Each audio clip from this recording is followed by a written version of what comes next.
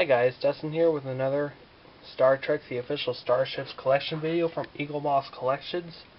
This is actually our first episode return video with the Vulcan Surak Class Starship. Launched in the 22nd century with a length of 350 meters and a max speed of warp 7.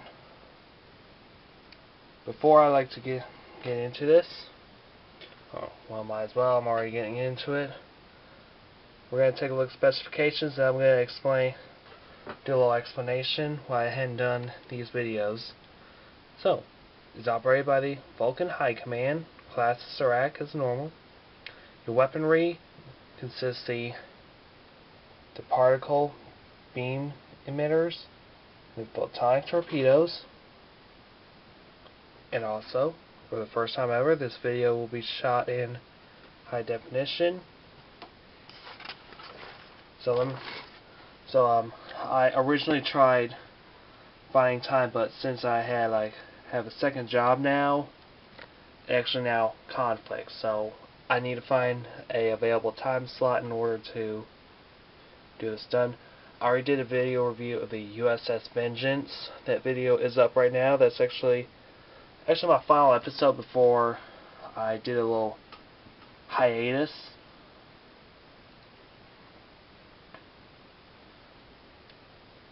Yeah, I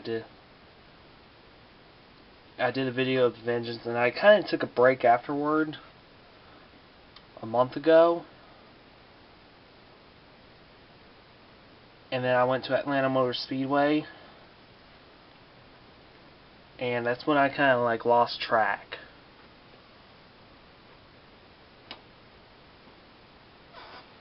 So I kind of lost a little bit of interest because I thought I was trying to find an available time slot, but I wasn't able to get it done. So I'm actually now getting it done. This is actually my first ever episode back. And thank you for the 162 subscribers that stayed with me. I'm also currently, as of right now, I'm at 93,572 views. Let's see if we can aim that up to 100,000 views.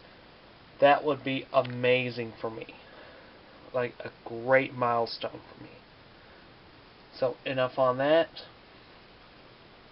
And also another great milestone, 162 subscribers. So that would be awesome. We're going to go ahead and take a look at the Surak class and be done with it. Okay. The Surak class is a 22nd century Vulcan ship that we configure for science or combat duties. The ship had a unusual and distinctive design with a circular warp drive section surrounding a thin, elongated hull, kind of like the old school Enterprise seen from the motion picture movie. It was actually on a photo, but not on a real exact ship. There was also a model of it in Star Trek Into Darkness that it was actually a ring ship before it's the design that we all know and love and commonly well known. It's one of the largest, most powerful ships in the Vulcan fleet. Design comprised a long cylindrical primary hull measuring approximately 350 meters. A V-shaped section attached 3/4 of the way along its length that hung down below.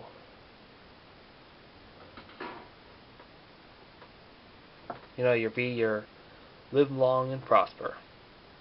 The script for Breaking the Ice, one of the first ever data feeds, stated that the class name for the Vulcan ship was spelled Surak, which ties with how Captain Archer pronounced the name.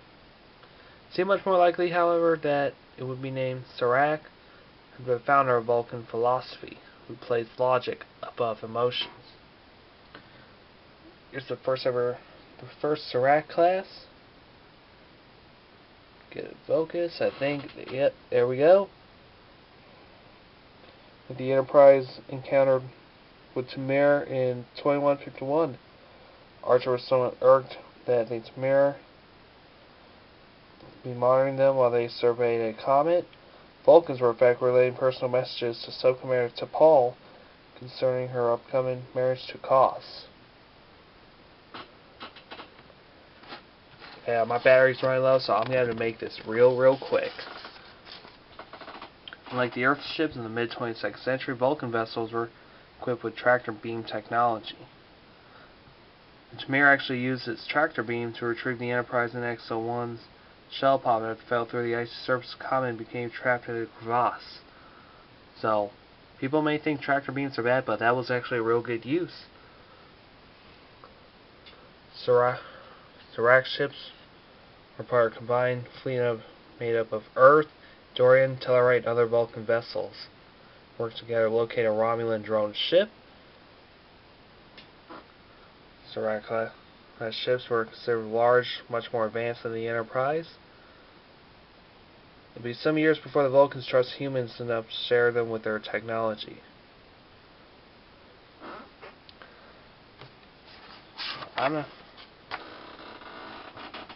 So here's the ship itself. If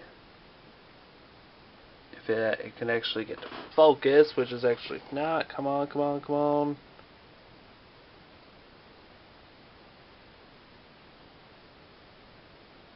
It's getting there. There we go.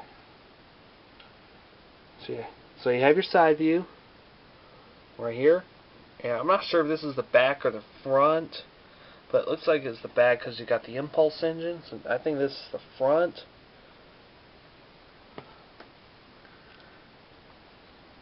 Vulcan's actually kind of too chaotic, unpredictable to serve on a ship with humans, so T'Pol is actually not the first Vulcan to be assigned to an Earth ship. But there were actually previous Vulcans who actually taken up posts alongside humans last only a few weeks. T'Pol was actually the first Vulcan to be on the Enterprise before Spock did.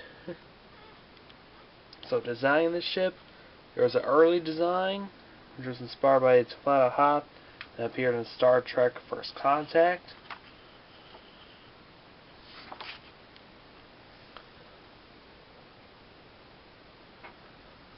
And now here's actually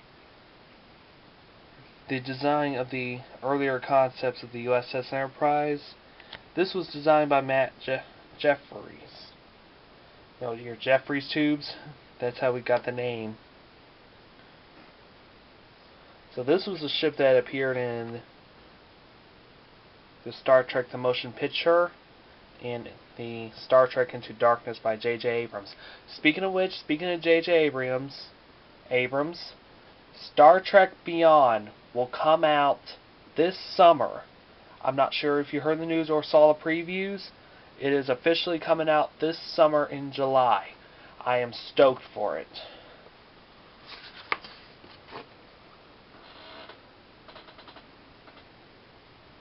There's actually another design, and I told you. Decker showed Ilea the ships that had been called the Enterprise, such as the HMS, the aircraft carrier. There's also going to be another aircraft carrier. There's actually been 3 different aircraft carriers. Now you got your CV-6, CVN-65, your first ever nuclear powered one, and the one coming up, Space Shuttle Enterprise, the earlier concept Enterprise, and the original series Enterprise. This one actually includes the loop one in it. So here's actually some of your more designs. This one was a basic design, has been approved, and they experimented in another version. And one of the last minute changes involving flipping the ship upside down because it looked better. I don't know why. So, creating the ship, it was actually used with a CG Surak Class. Underwent an upgrade that allowed it to be seen in much greater detail. It was rebuilt at Eden FX by Pierre Drolet. It added a few more surface details, such as the red glow of the impulse engines, and also weathered texture to the hull. Deadlines were meant that the original Surak CG model was created against the clock and it was never intended to see too much detail. The overall look, a higher resolution model was created, but details were very well sharpened up. Well, here's your on screen. I'm not actually going to mention them all. It appeared on Star Trek Enterprise with the first appearance breaking the ice. As always, I'll leave these links down in the description for you guys to check out. Final appearance was United. Also, there were 2 key appearances. The first one was breaking the ice. Another one was Fallen Hero. You can actually pause these 2 if you want to read them. Or not, if you want to keep watching, that's fine. So, coming up next, we're going to be taking a look at the 22nd century Klingon Bird of Prey. In-depth profile of the Klingon Bird of Prey, the small warship operated by the Klingons 22nd century. A look at the design for the Klingon Bird of Prey and how the CG model was made for Star Trek Enterprise. So, back design. So, hopefully this ship will actually be very, very sharp when we actually see it. So, here's our ship. It's going to be a little bit hard to take off because it's been on there for a long time, and I actually never got a chance to take it off. There we go. So, here's your ship. If I can get it to focus. It is a ring ship, and you can actually see the impulse engines real well. Come on. Now if I actually do something like this.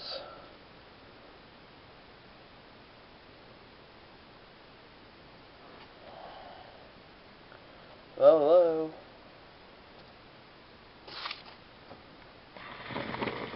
Ain't going to. Whatever. It worked a few times. I don't know why it's not working on me.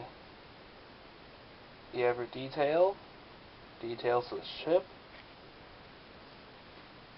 The ring is very distinctive. Crew quarters, which is actually depicted by the yellow. Very yellow windows.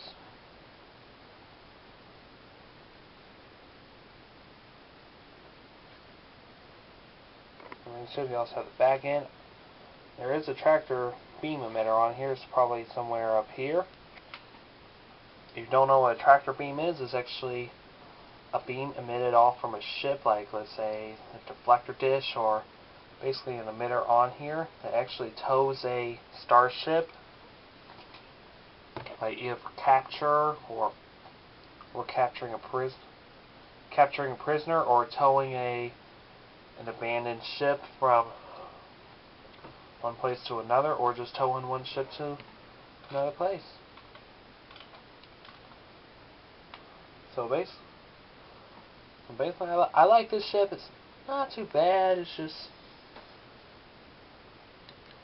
actually it's actually one of my least favorite designs. Ring ships are not very known for me, because I've actually never seen one before. Well, actually, this is the first time. I'm really not too keen into ring ships. It's very actually much more like half cylindrical rather than a full cylinder. It's like half.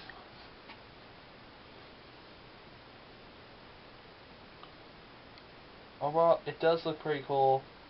I don't think ring ships are actually not some of my favorite ship designs. I don't mind them, but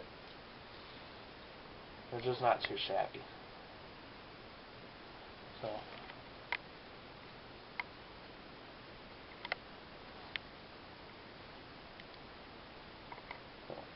overall, thank you for watching. I know this is my first video back into doing Star Trek Starships videos. I will try to do this twice a month. I'm sorry I slacked off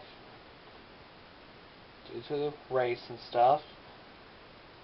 So, my name's Dustin, and I will see you later.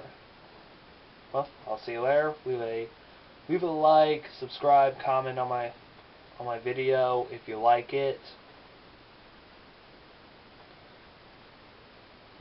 That way, if you want to see more of these videos, I'll do it. If not, then sorry about your luck.